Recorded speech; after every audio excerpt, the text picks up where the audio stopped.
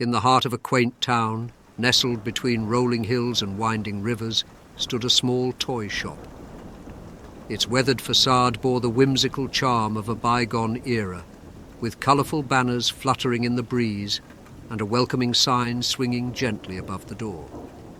Inside the shop was a treasure trove of wonders, shelves overflowing with toys of every shape and size. But it was the dolls that drew the most attention, their glassy eyes seeming to follow visitors as they wandered through the aisles. Among them, there was one doll that captured the imagination of all who beheld it. Its porcelain skin was flawless, painted lips curved into an eerie smile, and its eyes, oh, those eyes, seemed to hold secrets darker than the deepest depths of the ocean. Whispers echoed through the town, tales of the cursed doll that whispered to children in their dreams, promising to make their wishes come true. Some said it was a benevolent spirit, while others claimed it was a harbinger of doom. But one thing was certain: those who dared to take it home soon regretted it. The story begins on a crisp autumn day, as the townsfolk bustled about their daily routines. Among them was a young girl named Lily, with curls as golden as the sun and eyes as bright as the stars. She had heard the rumours of the cursed doll and felt an irresistible pull towards the toy shop. With a skip in her step, Lily made her way to the shop, her heart pounding with excitement and trepidation. As she stepped inside, a tinkling bell announced her arrival, and she found herself surrounded by a sea of toys. But it was the doll that caught her eye, perched atop a velvet cushion in the centre of the room.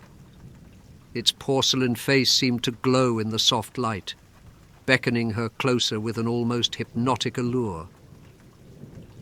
Lily approached the doll, her fingers trembling with anticipation as she reached out to touch its flawless cheek. But before she could make contact, a voice spoke from the shadows. "Ah, I see you've found my most prized possession," said a voice, smooth as silk and tinged with a hint of mischief. Startled, Lily turned to see the shopkeeper emerging from behind a curtain, a knowing smile playing on his lips.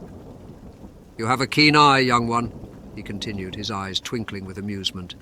"But be warned, that doll is not as innocent as it seems." Undeterred by the shopkeeper's warning, Lily pleaded with her parents to buy the doll for her, her heart set on unravelling the mystery that surrounded it. After much persuasion, they reluctantly agreed, unaware of the darkness that lurked within its porcelain form. That night, as the moon hung low in the sky and the stars blinked like distant beacons, Lily lay in bed, the doll cradled in her arms. But as she drifted off to sleep, a chill crept into the room, and she felt a presence stirring in the darkness. Opening her eyes, Lily found herself face to face with the doll, its glassy gaze fixed upon her with an intensity that sent shivers down her spine. And then, with a sound like a whisper on the wind, it spoke.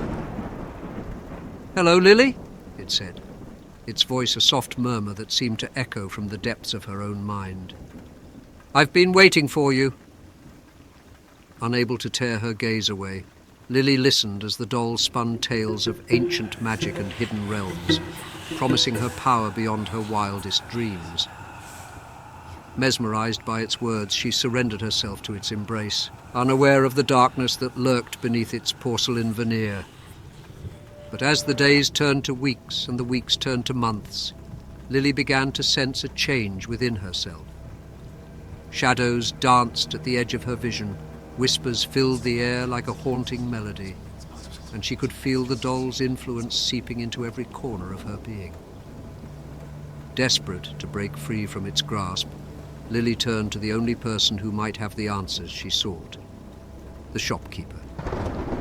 But when she returned to the toy shop, she found it deserted, the shelves bare, and the air heavy with the scent of dust and decay. With nowhere else to turn, Lily knew that she alone must confront the darkness that had consumed her. Gathering her courage, she ventured into the heart of the woods, guided by a flickering light that seemed to beckon her forward. As she penetrated deeper into the forest, the air grew thick with magic, and she felt the weight of centuries pressing down upon her. And then, at last, she came upon a clearing bathed in moonlight, where the doll awaited her, its smile as cold and cruel as the winter wind. "You cannot escape me, Lily," it said, its voice echoing through the trees like a death knell. "You belong to me now, body and soul." But Lily refused to surrender without a fight.